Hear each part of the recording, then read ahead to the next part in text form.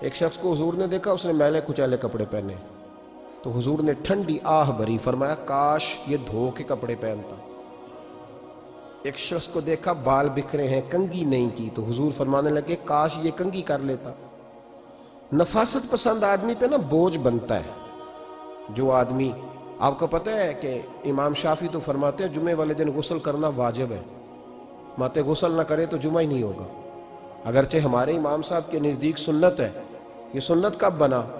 ایک دن نہ بہت سارے لوگ اپنے اپنے کام سے اٹھے مسجد میں آ گئے، مسجد نبوی میں۔ کوئی کسان تھا تو کھیت سے اٹھ کے آ گیا، کوئی مزدور تھا تو مزدوری سے اٹھ کے آ گیا۔ تو مسجد میں جب بہت سارے لوگ جمع ہوئے نا، تو بعض لوگوں کو دقت محسوس ہوئی، تو رسول کریم علیہ السلام نے فرمایا کتنا ہی اچھا ہو کہ تم جمعے والے دن نہا کے آیا کرو۔ بس وہ صحابہ کا مزاج ہمارے والا نہیں تھا کہ تفصیل بتائیں، حکمت بتائیں، ملے گا کیا، ثواب کتنا، نہ نہائیں تو گناہ، یہ کوئی نہیں۔ حضور نے کہا کہ نہا کے آؤ تو کتنا ہی اچھا ہے۔ پھر کسی صحابی نے کبھی بھی بغیر غسل کیے جمعہ ادا ہی نہیں کیا۔ کسی نے بغیر غسل کے کبھی جمعہ ادا ہی نہیں۔ دیکھیں نا، اسلام بڑا خوبصورت دین ہے۔ حضور نے فرمایا جو کچا پیاز کھائے وہ مسجد نہ آئے، پہلے مسواک کرے، دانت صاف کرے، پھر آئے۔ نبی پاک صلی اللہ علیہ وسلم نے فرمایا جو کچی مولی کھائے مسجد نہ آئے۔ مولی کھانا جائز ہے، پیاز کھانا جائز ہے، لیکن منہ سے بدبو آتی ہے۔ نبی پاک علیہ السلام کا ظاہری حسن کیا بات ہے۔ میلاد مبارکہ میں نبی پاک علیہ السلام کی جو چیز بڑی کھل کے واضح ہوتی ہے وہ رسول اللہ کا حسن و جمال ہے۔ آپ کی والدہ سیدہ طیبہ طاہرہ حضرت سیدہ آمنہ رضی اللہ تعالیٰ، اماں جی کہتی ہیں کہ میرے محبوب جب میرے بطن اقدس میں آئے تو جو تکالیف عورتوں کو ہوتی ہے مجھے ان میں سے کوئی تکلیف بھی نہیں ہوئی، اور اماں جی کہتی ہیں مجھے کبھی کوئی ثقل، کوئی بوجھ محسوس نہیں ہوا، اور فرماتی ہیں کہ جو ولادت کے وقت لوگوں کو، عورتوں کو تکلیف ہوتی ہے مجھے وہ بھی نہیں ہوئی، اور فرماتی ہیں کہ نبی کریم علیہ السلام پیدا ہوئے تو ہمیں حضور علیہ السلام کی ناف کو کاٹنا نہیں پڑا، ناف بریدہ پیدا ہوئے، ختنہ شدہ پیدا ہوئے۔ آپ کو پتہ ہے عورتیں غسل دیتی ہیں بچے کو پیدا ہونے کے بعد، لیکن میرے محبوب نے سجدہ ہی کر لیا پیدا ہوتے ہی، امتی امتی کہتے ہوئے پیدا ہوئے۔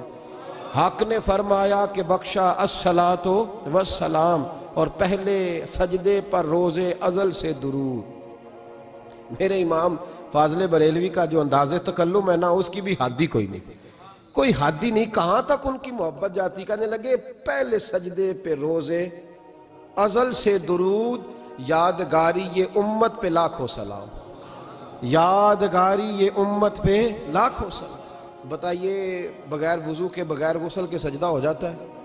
تو حضور نے سجدہ کر کے بتایا کہ اللہ نے مجھے پاک صاف پیدا کیا ہے۔ نبی پاک صلی اللہ علیہ وسلم کی والدہ نے جب یہ باتیں ارشاد فرمائیں تو لوگوں نے پوچھا ان سے کہ اماں جی پھر آپ ایک جملے میں بتائیں کہ ماجرا سارا کیا تھا، آخر ایک ولادت تو ہوئی نا، آپ کے وجود اطہر سے ایک بچہ تو نکلا، تو یہ کیا تھا؟ تو سیدہ آمنہ فرمانے لگی خارج منی نور، بس میرے وجود سے ایک نور نکلا ہے، بس میرے وجود سے ایک، اور روشنی آتی جاتی ہے تو کسی کو تکلیف نہیں دیتی، ایک نور نکلا۔ میرے رسول کریم علیہ السلام کو ظاہری حسن بھی کمال دیا، اور پھر حضور کی نفاست پسندی، صفائی پسندی۔ نبی پاک جب بات کرتے تھے نا تو حضور کے دانتوں سے نور نکلتا، اس کے باوجود حضور ہر وضو کے لیے مسواک کرتے۔ میں نے ہر نماز کے لیے نہیں کہا، میں اپنے لفظوں کا ذمہ دار ہوں۔ کس کے لیے بولے آپ حضرات؟ ہر وضو کے لیے، یعنی اگر نبی پاک نے وضو نماز کے لیے کیا تب بھی مسواک کی، اور اگر قرآن شریف کی تلاوت کے لیے کیا تو پھر بھی مسواک کی، کسی اور موقع کے لیے وضو فرمایا تو پھر بھی مسواک کی۔ اور سیدہ عائشہ فرماتی ہے جب بھی حضور گھر سے نکلنے لگتے پہلے مسواک فرماتے، حالانکہ رسول پاک کے دندان اقدس تو نور والے تھے، ضرورت ہی نہیں تھی۔ ہماری تعلیم کے لیے نفاست پسندی۔ ایک بات میں نے شروع کرنی ہے پر آپ نے ناراض نہیں ہونا، پہلے وعدہ کر لیں، جڑے نہیں بولے انہوں نے کی ارادہ ہو جانا ہے، چلو ہو جائے، کوئی گل نہیں، خیر ہے، ہو جائیں آپ ناراض۔ نبی پاک نے بڑی مونچھیں نہیں پسند کی، حضور کو اچھی نہیں لگتی تھی۔ ایک بات پوچھتا ہوں آپ سے، یہ درد دل ہے میرا اور صرف سمجھانے کے لیے عرض کر رہا ہوں، کوئی تنقید نہیں، اللہ تعالیٰ مجھے نیت کا وضو عطا کرے۔ ایک بات بتانا، اگر بہو کھانا پکا کے لائے اور سالن سے بال نکل آئے تو پھر اس کا کیا حال ہوتا ہے؟ کئی تو بوڑھے پلیٹ اٹھا کے دیوار میں مارتے ہیں، ایسا ہی ہوتا ہے نا، یہ کیا ہے؟ اور اگر کبھی روٹی سے نکل آئے تو بیوی صاحبہ کا کیا حال ہوتا ہے؟ یہ کوئی طریقہ ہے کھانا پکانے کا؟ اور اللہ تعالیٰ معاف کرے، اگر کبھی ہوٹل میں چلے جائیں امیر لوگ 15,000 کا ڈنر کرنے، تو وہاں کسی سالن کی پلیٹ سے بال نکل آئے تو پھر تو پیسے کیا دینے ہیں، پھر تو ان کو اور جرمانہ ہو جاتا ہے۔ یہ تو سارے بال نکل آئے تو مشکل، اور ویسے بھی جو نفاست ہے نا طبیعت کی، اس پر بوجھ بنتا ہے، بال کھانے میں ہو آٹے میں ہو تو بوجھ بنتا ہے۔ تو بڑی مونچھوں والا دوست بھائی بزرگ جب پانی پیے گا تو بال پانی میں جائیں گے کہ نہیں جائیں گے؟ حکیم اور ڈاکٹر کہتے ہیں کہ کینسر کے مرض کا خطرہ ہے۔ اب باقی بھی راضی نہ ہوں، حضور نے بڑی مونچھیں بھی پسند نہیں کی اور چھوٹی داڑھی بھی پسند نہیں کی۔ حضور نے فرمایا داڑھیاں بڑھاؤ، مونچھوں کو پست کرو، مشرکین کی مخالفت کرو۔ اور ایک مقام پہ رسول پاک علیہ السلام نے یہاں تک فرمایا کہ جو مونچھیں پست نہیں کرتا وہ ہم میں سے ہے ہی نہیں۔ اتنے سخت لفظ۔ ایک صحابی تھے، آپ یقین کریں نا، کئی دفعہ دوستوں کو کہنا پڑتا ہے، اور کئی دفعہ نا مجھے محسوس ہوتا ہے کہ یار ہم روز ہی کہتے ہیں، لیکن کہتے پتہ کیوں ہے؟ کہ بوجھ بنتا ہے وہ بندہ جو اس طرح کی تباہ کے ساتھ آتا ہے، جو حضور نے پسند نہیں کیا۔ ایک شخص نبی پاک کے سامنے آیا، قاضی عبدالدائم دائم صاحب نے لکھا ہے، بڑی خوبصورت بات لکھی ہے، کہنے لگے حضور کے سامنے وہ اکثر آیا کرتا تھا تو مونچھیں بڑی تھی، حالانکہ داڑھی بھی بڑی تھی، مونچھیں بھی بڑی تھی۔ 2-4 دفعہ حضور نے باتوں باتوں میں تات اللفظ سمجھایا۔ کچھ بندے نہیں سمجھتے، تات اللفظ سمجھاؤ یا بڑا کھول کھول کے سمجھاؤ، پر بات سمجھنے کو تیار نہیں ہوتے۔ پتہ نہیں کیا ایسا حسن ہے بھئی، جو حسن نبی پاک نے پسند نہیں کیا وہ کبھی حسن ہو سکتا ہے، کبھی خوبصورتی ہو سکتی ہے؟ وہ کسی کا ذاتی کلچر تو ہو سکتا ہے، پر دین کی تہذیب نہیں۔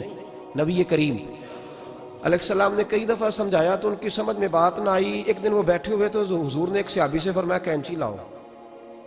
کہنے لگے میں سمجھ گیا کہ میرے ساتھ کچھ ہونے لگا ہے۔ ساتھ ہی حضور نے فرمایا ایک مسواک بھی لانا۔ کہنے لگے میں نے کہا بچت ہو گئی، میرے تو دانت صاف ہے۔